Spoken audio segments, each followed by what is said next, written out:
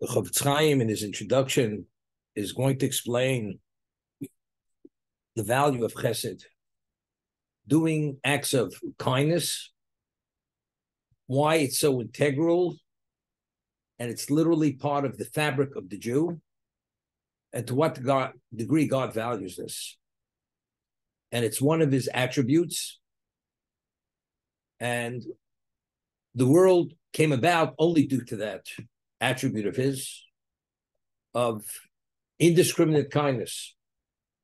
Although there was no impetus to create the world, but purely for the sake that man should be the ultimate beneficiary of opportunity. That's why God created the world, the setting for this opportunity. That's Olam Chesed Yiboneh. The world was created, was built due to Chesed.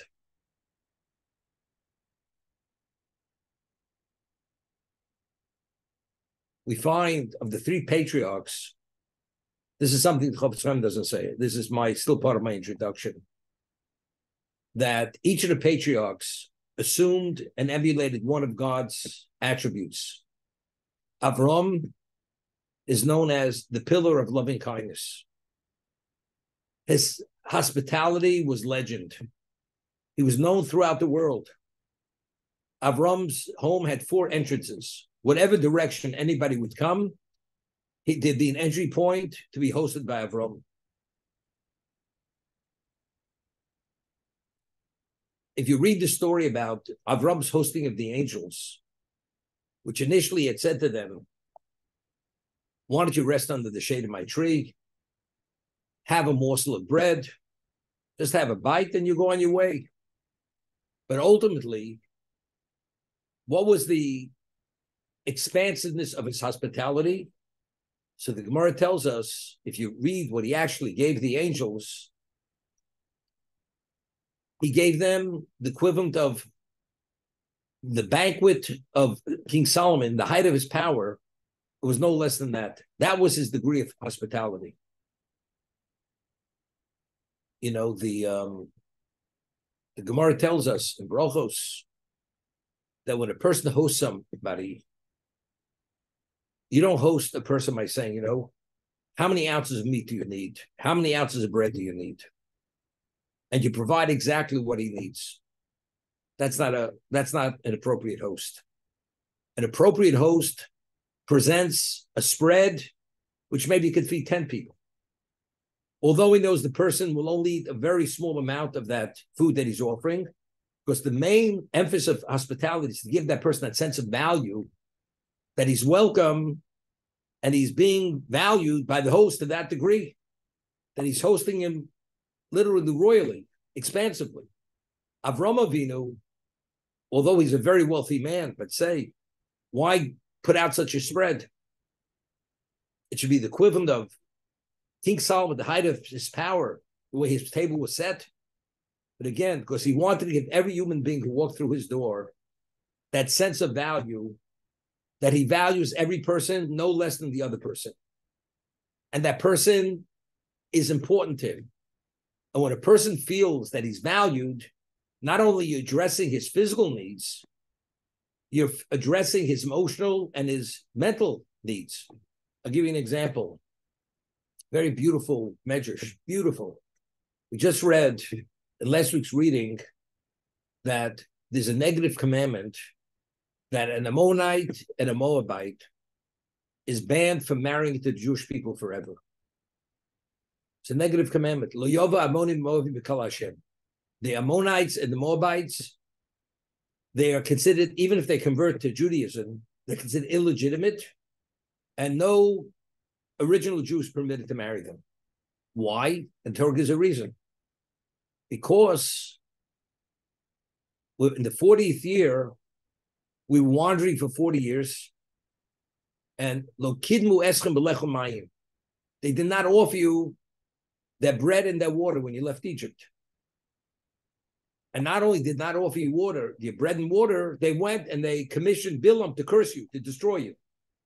So because they did not offer you the bread and water, therefore, they're banned from ever marrying into the Jewish people. So Nachmanides explains, who is Ammon and Moab? Who was their antecedent? Who was their ancestor? You know who their ancestor was? Lot. Lot had 2 daughters, and the whole story, he actually fathered children from his 2 daughters because they believed the world came to an end. They were in a cave after the destruction of Sodom and Amorah. One named their child Ammon, and the other one named the child Moab. In whose merit was Lot saved from Sodom? Merit of Avram Avinu. Avram Avinu, when he was taken captive by the 4 kings, Avram went to battle, and through only miracles, he was able to save Lot and restore all his wealth. What level of beholdingness did Lot have to Avram Avinu? He was only what he did when he was alive, and he was only saved in the merit of Avram from Sodom, not to be destroyed with them, because he was a bad man. He was an evil man. But it was only in the merit of Avram he was saved. So why is there an Ammonite nation and a Moabite nation? Because Avram saved their ancestor. So what level of beholdingness did these nations have to the Jewish people? Minimally, you should offer your bread and water. But they did not. Not only did not offer their bread and water, they commissioned Bilam to destroy us, to curse us. So Ramban, Nachmanides writes, here they have this overwhelming obligation, a debt of gratitude. How do you not reciprocate minimally by offering your bread and water? If that's the case, the Jewish people innately have the characteristic of Chesed. We do kindness. If we allow them to intermarry into us, they will corrupt and undermine that special characteristic because they are corrupted in that area. Therefore, because they should have been beholden, they should have felt that sense, that debt of gratitude. It did not. If that's the case, they can never marry into Jewish people because they would dilute us and undermine the quality of that characteristic which we possess. That's Nachmanides. That's Yova Ammoni Moabi Kalashem. The Ammonite and the Moabite can never marry into Jewish people, even if he converts to Judaism. Now, there's a medrash, phenomenal medrash. A person who does not do chesed with a person who does not need chesed. Look, see how extreme the punishment is. So somebody who doesn't do chesed, who truly needs chesed, who needs kindness, how much greater the punishment would be. This is the medrash. Now, who did not do chesed with people who did not need chesed? The Ammonites and the Moabites. They didn't do chesed with a nation who did not need chesed. Why? We had the manna. Did we need that bread? We didn't need that bread. So they didn't offer bread to a nation who didn't need that bread. They didn't offer their water. Did we need that water? We had the wellspring of Miriam. We had all the water we needed. But yet, there's a claim against them because they did not do chesed with a nation who did not need chesed. They didn't offer their bread and water. So you can imagine a person who truly needs bread and needs water, and you don't offer your kindness, how much greater or minimally the level of culpability to those people. That's the midrash. So Ammon and Moab, they did not do chesed with a nation who did not need chesed. So I asked the question, so what's the claim against them? Right? What's the claim? We have all the bread in the world. We have all the water in the world. We're totally self-sufficient. But yet, there's a claim you did not offer your bread and water. The understanding is, if a person's wandering 40 years in the desert, and nobody has extended his welcome mat to him, even though I may have bread, I have water. Offering you bread and water is only a gesture to show that you value my existence. It's not the bread and the water. The bread and the water is only the means to indicate to what degree you value us. Not offering you bread and water minimally to show your debt of gratitude for what our ancestor did for your ancestor. Otherwise, you wouldn't exist. If you don't have that sensitivity, then you're not qualified to marry into Jewish people. Because chesed to the Jew is more than just, you need a a meal, I'll give you the meal. It's much more than the meal. It's putting yourself in the other person's place to feel what his needs are, not only his physical needs, his emotional needs, his mental needs, what level of value he needs for himself. That they didn't have. Well, sure, what was their justification? Do they need our bread? Do they need our water? They have a wellspring, they have the manna. They don't need us. But that's not the chesed of the Jew. The chesed of the Jew goes beyond that. Avram Avinu hosted these three wayfarers. He offered him hospitality, which is equivalent of King Solomon at the height of his power. Did he have to offer that? Because Avram understood, how do you give a person value? By treating him royally. Although he's not royalty. But what does that do for a person? It gives a person a sense of value. You value me. And because you value me, therefore I feel special. And therefore I know you care about me. And therefore whatever you tell me is in my best interest. That's why Avram did what he did. But that's the dimension, and that's the quality of hospitality of the Jew. Ammon and Moab, they didn't have that sensitivity. So to allow them to marry into the Jewish people, they will minimize and dull that sensitivity, therefore the taboo, the ban for marrying to the Jewish people.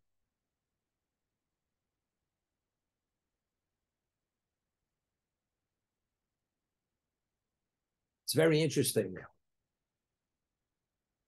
The highest level of charity, Chesed, is known as Matan B'Seiser. You give the money anonymously. That the benefactor doesn't know who the beneficiary is, and the beneficiary should not even know who the benefactor is. That is the highest quality of doing acts of loving kindness. That the beneficiary doesn't know who the benefactor is, because if he does, there's a degree of shame. I had to come on to you for this kindness.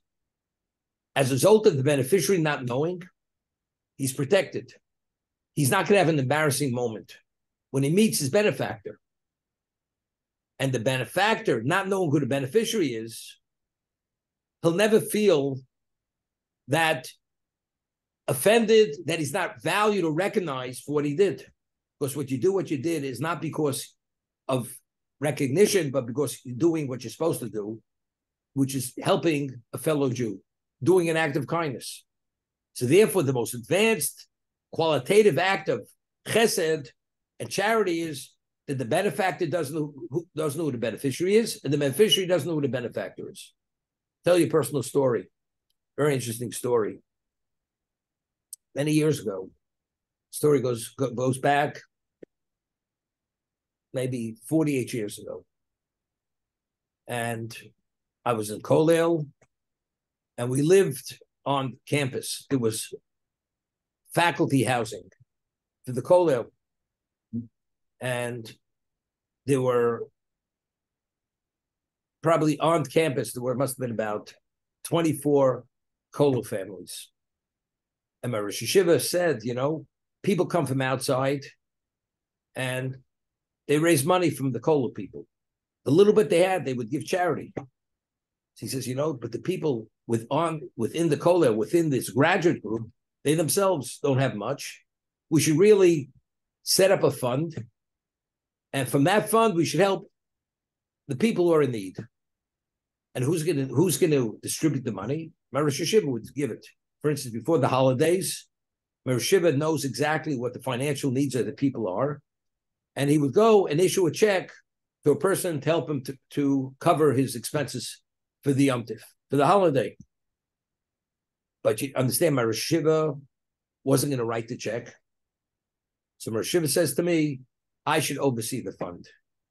And he would tell me exactly who to give the check to. So I said to my Rosh Yeshiva, Zechariah V'rocha, I said, something?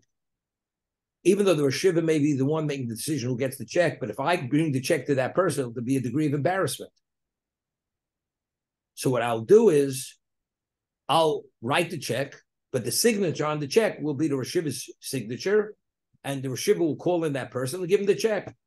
The person doesn't have to know that I know who the recipient is, although I know the recipient is. I don't want the person should know because there'll be a degree of embarrassment. And that was the arrangement. And thank God I didn't need charity because my father and my father-in-law, they covered all my needs, my financial needs. I didn't need any of this. So I contributed to this fund.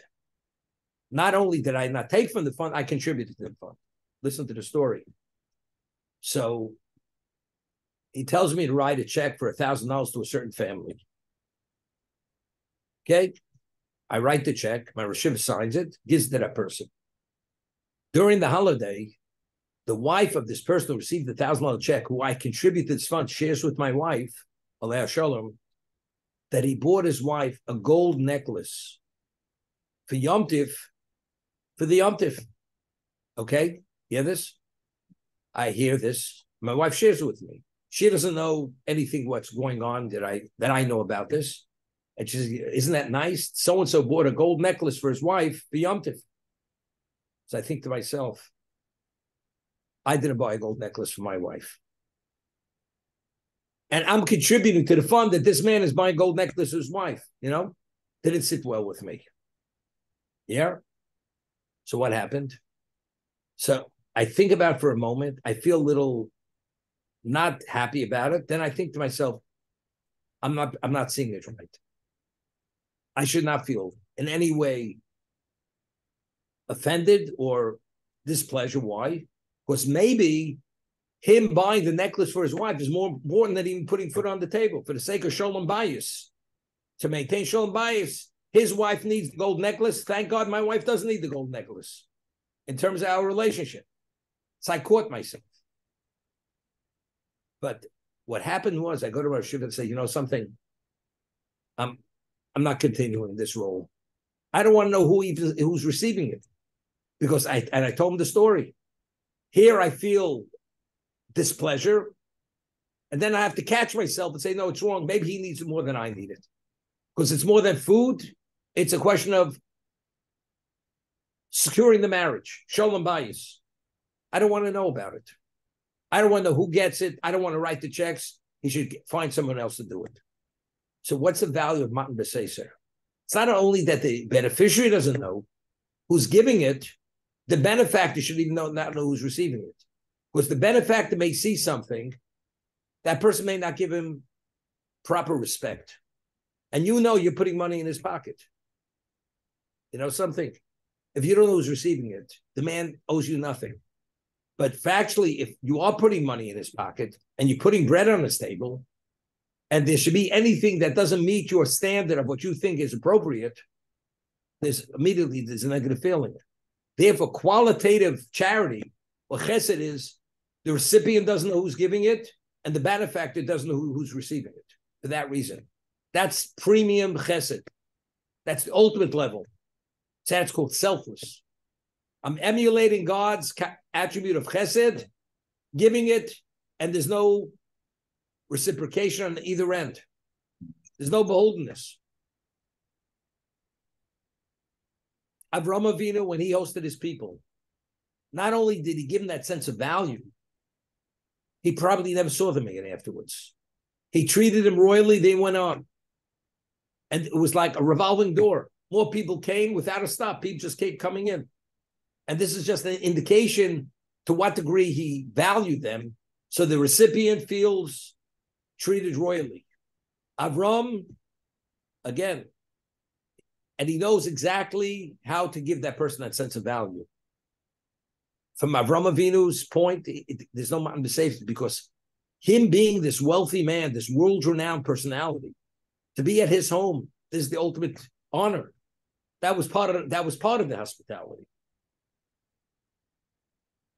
But that's where we get chesed. That's why it's inborn in every Jew, because the innateness of Avram Avinu was chesed.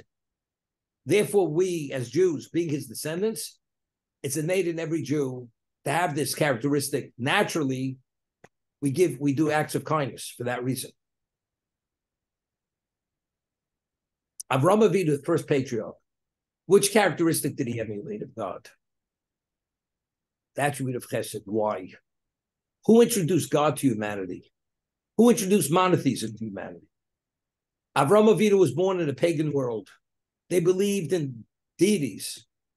There's not one monotheistic being who created everything. Avraham Avinu came upon the truth.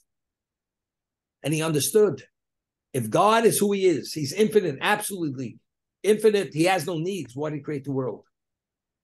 Chesed. If that's the case, where did it all begin? It began with Chesed. Avram being the founding patriarch, introducing God to existence, what characteristic of God does he assume? Chesed. Because that's where it all begins. It begins with Chesed. Now we create Chesed. Within that, we build it out and we flesh it out to be much more than that.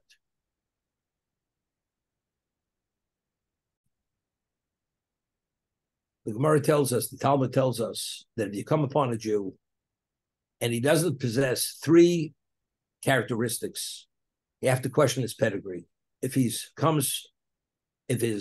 antecedents were Jews, he may come from converts. What are they? Rachmonim. Jews are naturally compassionate. We have mercy. Baishonim. Jews have conscience. We have shame. And we gomli chasodim. And we do acts of living kindness, loving kindness. These three characteristics are innate in every Jew.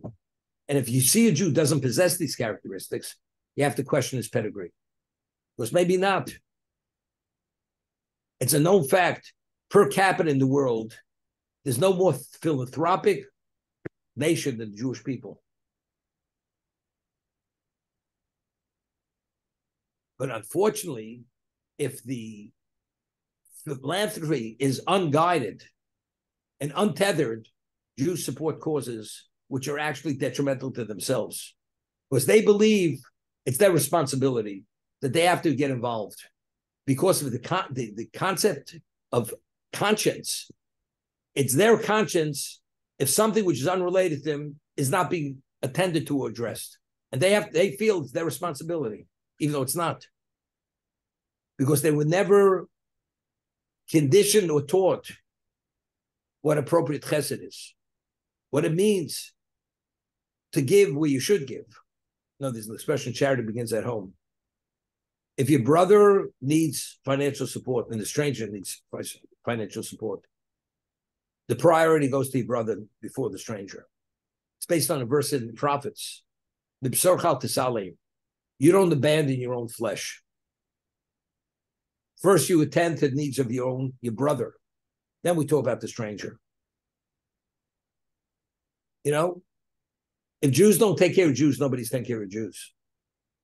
That's Misorchal Tisalim. That's charity begins at home. But people who don't have a sense of their Jewishness, but they have that need to assume responsibility for people who are not taken care of, the Jew goes there and assumes responsibility of something which is not his responsibility or her responsibility.